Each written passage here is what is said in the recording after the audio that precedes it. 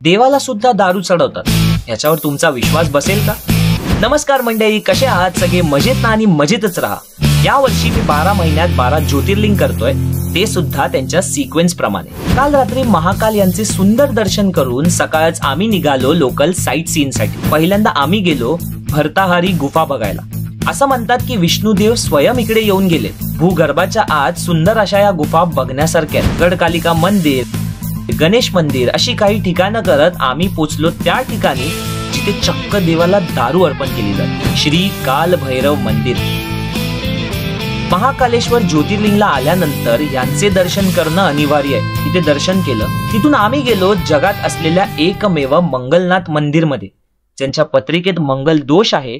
तुम्हाला तुमचे पार्टनर इकडे डायरेक्ट भेटू शकतात विदाउट एनी टेन्शन। आमचा मंगल स्ट्रॉंग करून आम्ही पोचलो इतिहासाच्या एका मोठ्या पानावर। हेच ते ठिकाण जिथे स्वयं कृष्णा मोठे झाले। ते होईल व्हॉट नेक्स्ट।